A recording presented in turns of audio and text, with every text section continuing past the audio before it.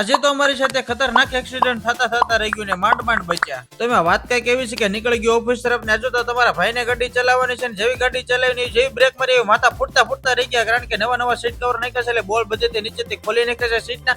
એટલે ફરીથી અમે આવી ગયા છીએ ગેરેજ અને ફરીથી આગળની સીટના મેં બોલ મારી દીધા અને પાછળની સીટના બોલ મારવામાં આવી ગયો, કારણ કે તમારા ભાઈને પાછળની સીટમાં બેવાની છે. હવે તમારો ભાઈ ડ્રાઇવિંગ નહીં કરે કારણ કે તમારો ભાઈ ગભરાઈ ગયો છે ને સીટના બધા બોલ ટાઈટ કરીને આપણે આવી ગયા છીએ એક જગ્યાએ જમ્પર કરવાના. આ લોકોને ખબર હતી કે હું આજે આવવાનો છે એટલે નવો ટીક રોડ બનાવી દીધો છે ને જેવો ઘરે આવ્યો ગાડીમાં પંચર પડ્યો એટલે આપણે પંચર કરાવી લીધું છે ને. આ નાના એવા નવે રોકેટ નું એક્સિડન્ટ થઈ ગયું છે એટલે આપણે માન સહિતને દફન વિધિ કરી લીધી છે. જેવો ગામમાં આવ્યો આપણે ફેવરેટ સમોસા આવી ગયા એટલે એક ડીશ આપણે સમોસા ખાઈ લીધી છે ને માણસો દુકાનેથી સોડા લઈ આવ્યા, મારા ઘરેથી સોડા લઈ આવ્યા, કારણ કે આપણે સોડાની ફેક્ટરી છે ને. હવે કમેન્ટમાં કહીએ જો કે તમે ક્યાં શેમ્પુ વાપરો છો? લે ભાઈ, અમારા દેશી ભાભલાઓના ગામમાં નેપાળી ભુરિયા ક્યાંથી આવી ગયા ને. અમે જયારે બાળ મંદિરમાં જતા ને ત્યારે ધૂળમાં અળવડતા ને આ ભાઈની સુવિધા તો જોવો, જ્યાં સુધી ખુરશી ન હોય ત્યાં સુધી બાળ મંદિરે નથી આવતા.